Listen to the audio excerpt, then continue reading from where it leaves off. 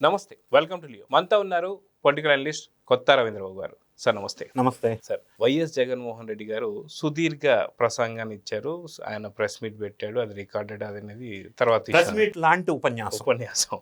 అయితే వైఎస్ జగన్మోహన్ రెడ్డి గారు 2019 నుంచి 24 దాకా ఏం చేశారు రాష్ట్రంలో అంటే అది అందరికీ తెలిసిందే. కానీ ఓన్లీ తిరుమల వరకే చూసుకుంటే అటు పరకామణి కావచ్చు, లేదంటే శనీశ్వరుడు విగ్రహం పట్టుకొని అటు విష్ణుమూర్తి విగ్రహం కావచ్చు, లేదంటే మనకు కింద గోవిందరాజులకు స్వామికి సంబంధించినటువంటి ఒక గోపురానికి చేసే తాపడం కావచ్చు, అదేవిధంగా కల్తీ నెయ్యి కావచ్చు, ఇలా ఎన్నో అంశాలు చూసుకుంటూ వచ్చాము. కానీ గతంలో ఆయన ప్రెస్ మీట్లో మాట్లాడుతూ నిన్నగాక మొన్న వాస్తవానికి రాజశేఖర్ రెడ్డి గారే అసలు ఇక 2 కొండలు కాదు 7 కొండలు ఆయనే అని చెప్పేసి జీవో ఇచ్చాడు, అసలు మా నాన్న లేకపోతే తిరుమల లేదని చెప్పి మాట్లాడుతున్నారు. అసలు ఎలా తీసుకోవాలంటే సార్ ఈ అంశాన్ని? ఎలా తీసుకోవాలంటే, పవిత్రమైన హిందువులకి ఆరాధ్య దైవం ప్రపంచ వ్యాప్తంగా పేరున్నటువంటి తిరుమల తిరుపతి దేవస్థానంలో అన్య మతస్థుల ఆధీనంలో ఉంటే ఎటువంటి అబాసు పాలవుతారో, ఏ విధంగా హిందువుల మనోభావాలు దెబ్బతింటాయో, చంద్రబాబు నాయుడు గారు వెలుగులోకి తీసుకొచ్చినటువంటి కల్తీ నెయ్యి వ్యవహారం, జగన్ రెడ్డి గారు దాన్ని కప్పిపుచ్చుకోవటానికి చేస్తున్న నానా తిప్పలు పడుతూ ప్రతి విషయాన్ని ఫాల్స్ ఎలిగేషన్ చేయటం, మళ్ళీ అది వాళ్ళకి ఉల్టా రివర్స్ ఫైర్ అవటం, మనం అన్ని సంఘటనలు చూస్తున్నాం. ప్రధానంగా నిన్న జగన్ రెడ్డి గారు హిందూ వ్యతిరేకిగా ముద్రపడ్డారు. వాళ్ళ నాయన గారు ఇంతకంటే ఎక్కువ ముద్రపడ్డారు. దాన్ని కవర్ చేసుకునే ప్రయత్నంలో మీరు ఎగ్జాంపుల్స్ కొన్ని చెప్పారు.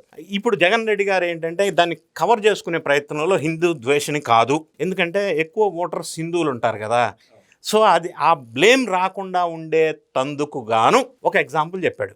దాన్ని నేను నిజం ఎంత ఉందో నిగ్గు తేల్చే ప్రయత్నం చేద్దాం. జగన్ రెడ్డి గారు చెప్తూ ఆయన మాట్లాడిన మాట యాజ్ ఇట్ ఈజ్ మాట్లాడాలి చూస్తే, మా నాయన హయాంలో జీవో నంబర్ 746 తీసుకొచ్చి 7 కొండల దేవాలయాన్ని ఆయన అసలు నిలిపింది అని చెప్పాడు.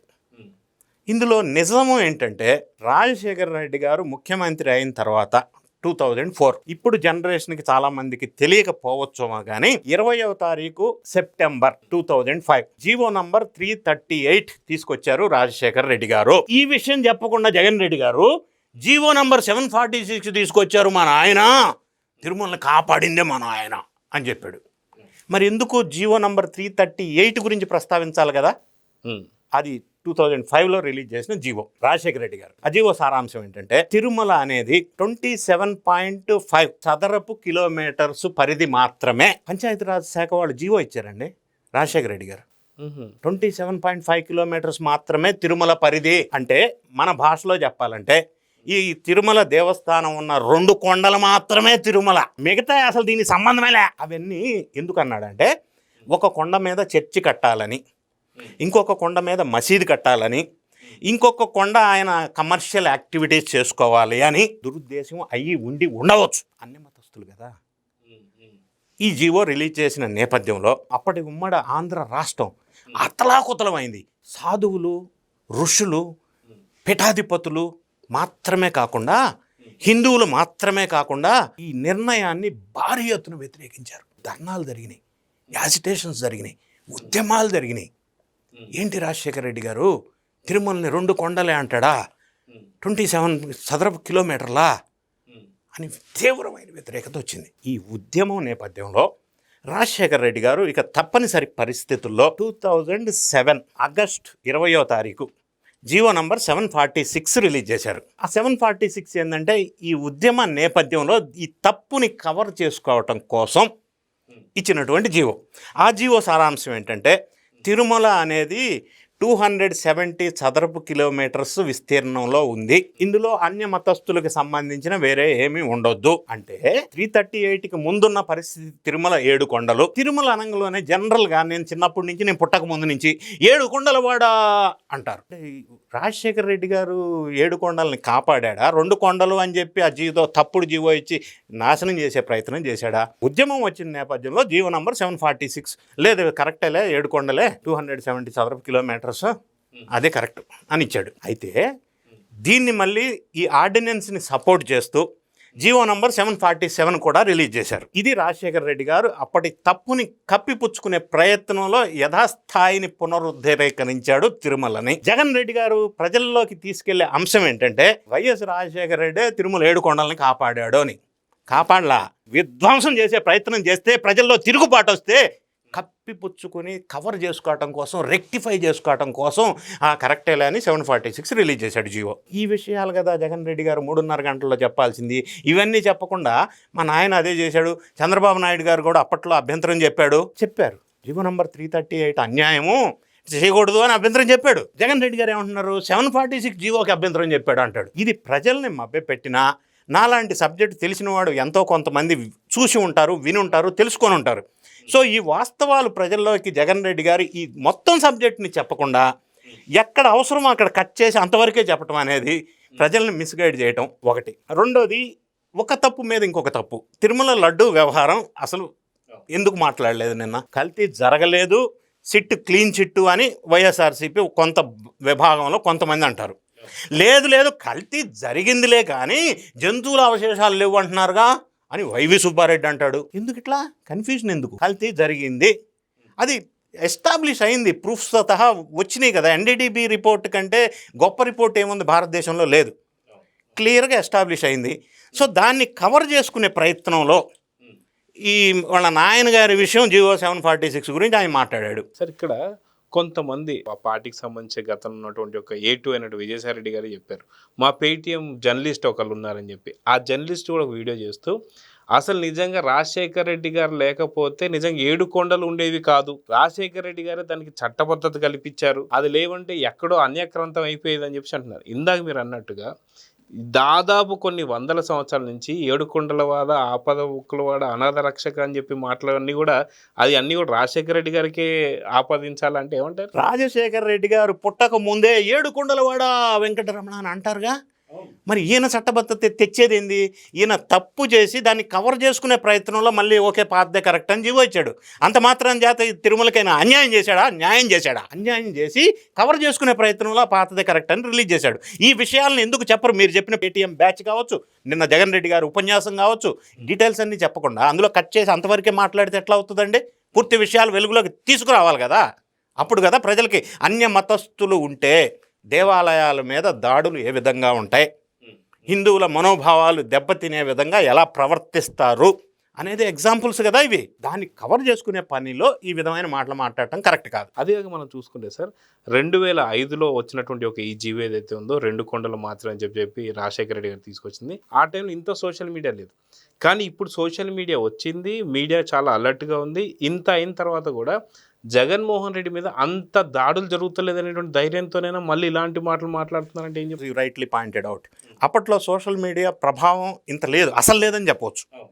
అందుకే 2005లో ఆయన చేసిన తప్పుని కవర్ చేసుకుంది 2007లో. 2 ఏళ్ళు టైం.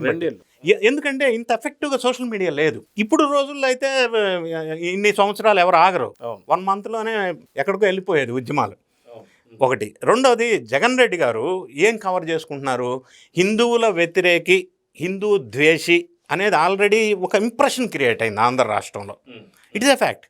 అంటే వాళ్ళు రోజు రోజుకి ఫాల్స్ ఎలిగేషన్ చేయటం వల్ల ఆ ముద్ర ఇంకెక్కువ అవుతుంది. అంటే ఆ స్క్రిప్ట్ ఇచ్చిన వాళ్ళు ఎవరు ఇస్తున్నారో, ఎందుకు ఇస్తున్నారో తెలియదు, కానీ ఇంకా ఆ బ్రాండ్ ఎక్కువ వాళ్ళ మీద ఇమేజ్ డ్యామేజ్ అవుతుంది. సో దాన్ని కవర్ చేసుకునే ప్రయత్నంలో ఇటువంటి మాటలు మాట్లాడుతూ ఉన్నారు. ఒకటి. రెండోది, ఆ పేటీఎం బ్యాచ్ చేత మాట్లాడిస్తున్నారు. మూడోది, ఒక చిన్న ఎగ్జాంపుల్ చెప్తా. ఢిల్లీ హైకోర్టు నిన్న మధ్యంతర ఉత్తర్వులు ఏమిచ్చింది? హెరిటేజ్ వాళ్ళ పిటిషన్ బేస్ చేసుకొని వాళ్ళ సోషల్ మీడియా, వాళ్ళ అనుబంధ సంస్థల సోషల్ మీడియా, మీరు ప్రస్తావించిన పేటీఎం బ్యాచ్ల సోషల్ మీడియా ప్లాట్ఫామ్ మీద మొత్తం డిలీట్ చేయండి 24 అవర్స్లో చెప్పింది. అంటే ఢిల్లీ హైకోర్టు విశ్వసిస్తేనే కదా ఈ నిర్ణయం, మధ్యంతర ఉత్తర్వులు ఇచ్చింది కదా. అంటే వీళ్ళు ఫాల్స్ అలిగేషన్ చేస్తున్నారని ఆ కోర్టు నమ్మితేనే కదా ఈ మధ్యంతర ఉత్తర్వులు ఇచ్చింది. దాన్ని బట్టి ఒక అర్థం మనకి క్లియర్గా స్పష్టంగా తెలుస్తుంది, వీళ్ళు అన్యాయం చేశారు. అది కవర్ చేసుకునే ప్రయత్నంలో ఫాల్స్ అలిగేషన్ చేస్తూ ఇంకొక తప్పు చేస్తున్నారు అనేది ఈ సంఘటనల నేపథ్యంలో మనకి స్పష్టంగా అర్థమవుతుంది. అయితే ఇంకొక పాయింట్ సార్ ఏంటంటే, ఇక్కడ జగన్మోహన్ రెడ్డి గారు కల్తీని చేసింది ఖచ్చితంగా వాళ్ళు నమ్ముతూనే జరిగిందని చెప్పి వైవి సుబ్బారెడ్డి గారు ఒప్పుకుంటూనే దీనికి సంబంధించి పూర్తిగా వక్రీకరిస్తానికి ఎన్నో ప్లాన్లు వేశారు. అటు కాపు నేత అని చెప్పేసి అంబటి రాంబాబు గారిని బూతులు తిట్టించారు, అది అన్నీ చేశారు. కానీ ఇప్పటికీ కూడా ఎక్కడ జగన్మోహన్ రెడ్డికి హిందువుల నుంచి ఎక్కడ మద్దతు రావట్లేదు, ఇంకా వ్యతిరేకత పెరుగుతుంది. అయినా సరే ఇలాంటివి చేస్తున్నారంటే భవిష్యత్తు ఏం కాబోతుంటే ఏం చెప్తారు? అంటే ఒకటండి, జగన్ రెడ్డి గారు లేదా ఆ పార్టీ భారీ ఫ్రస్ట్రేషన్లో ఉన్నారు. ఆ ఫ్రస్ట్రేషన్ వల్ల ఒకటి, రెండోది ఆ స్క్రిప్ట్ ఎవరిస్తున్నారో కానీ కొంత మిస్గైడ్ చేసే విధంగా, పార్టీకి నష్టం కలిగించే విధంగా బొత్స సత్యనారాయణకి, అంబటి రాంబాబుకి, జగన్ రెడ్డి గారికి ఆ స్క్రిప్ట్ అందిస్తున్నారు. మూడోది, ఇప్పుడు తీవ్ర వ్యతిరేకత ఎందుకు వచ్చిందంటే, ఒకటి పార్టీ మునిగిపోయింది, పార్టీని వదిలేసి వెళ్ళిపోతున్నారు, ఎవరి మీద ఏ రోజు కేసు వస్తుందో, ఏ రోజు ఎవరు జైలుకి వెళ్తారో తెలియదు. ఇంకొక అంశం మనం ఆలోచించినట్టయితే, ఆర్థిక మూలాలుగా ఉన్నటువంటి కొంత ప్రధానమైన వ్యక్తులు పార్టీని వదిలి వెళ్ళిపోయారు. ఇది కూడా ఒక కారణం. అంటే విపిఆర్ లాంటి వాళ్ళు, లేదా సాయిరెడ్డి లాంటి వాళ్ళు సొంత తల్లి చెల్లి పక్కకి వెళ్ళిపోవటం, కేసులు చుట్టుముట్టడం, అది బాబాయ్ కేసు కావచ్చు, అక్రమాస్తుల కేసు కావచ్చు, కల్తీ నెయ్యి కేసు కావచ్చు, ఎక్సెట్రా ఎక్సెట్రా. సో ఇవన్నీ పరిణామాల వల్ల వాళ్ళు ఒక ఫ్రస్ట్రేషన్ దశలో ఉండి ఈ విధమైన ఒకదాన్ని ఒకటి తప్పు మీద తప్పును కవర్ చేసుకోవడానికి ఇంకొక తప్పు. అది మీరు ఇందాపూర్ డైరీ విషయం కావచ్చు, బోలే బాబా పేరుతో 2 డైరీలు ఉంటే ఈ అక్యూజ్డ్గా ఉన్న డైరీకి హెరిటేజ్కి లింకప్ చేశారు. ఇంకొకటి, రాబోయే రోజుల్లో ఈ ఇందాపూర్ డైరీ కూడా వీళ్ళందరికీ మళ్ళీ లీగల్ నోటీసులు ఇచ్చే అవకాశం ఉంది. ఇప్పుడు హెరిటేజ్ ఇచ్చింది, ఇందాపూర్ వాళ్ళది కూడా ఇమేజ్ డ్యామేజ్ అయింది కదా, వాళ్ళు కూడా మళ్ళీ ఇస్తారు నోటీసులు. బోలే బాబా అక్యూజ్డ్ ఉత్తరాఖండ్ డైరీ, హెరిటేజ్ వాళ్ళు జాబ్ కాంట్రాక్ట్ ఇచ్చింది ఢిల్లీ దగ్గర ఉన్న బోలే బాబా డైరీ. ఈ 2 different corporate IDs, different managements, different entity, different registrations, దీన్ని లింకప్ చేసి ఏదో చేయాలని చేసి ఫెయిల్ అయ్యారు. సో అన్నీ ఫెయిల్ అవ్వటం వల్ల ఒక రకమైన నిరాశ, నిస్పృహ, ఫ్రస్ట్రేషన్కి లోనై ఇటువంటి వ్యవహారాలు చేస్తున్నారు. సో చూద్దాం సార్, ఖచ్చితంగా రాజశేఖర్ రెడ్డి గారు 2 కొండలు చేసింది ఆయనే. మళ్ళీ హిందువుల ఆగ్రహాన్ని చూసిన తర్వాత మళ్ళీ 7 కొండలు అని చెప్పేసి జీవో నంబర్ తీసుకొచ్చింది ఆయనే. కానీ జీవో నంబర్ ఏదైతే 700 ఏదైతే ఉందో దానికి సంబంధించే కట్టుబడి ఉన్నాం అన్నట్టు ఇప్పుడు జగన్మోహన్ రెడ్డి గారు ఏదైతే 7 కొండలు పెట్టింది మా నాన్న ఏంటంటూ మాట్లాడడం నిజంగా హాస్యాస్పదం. సో చూద్దాం సార్ ఏం జరగబోతుందో. నమస్తే సార్. నమస్తే. Please subscribe to Leo News for more videos.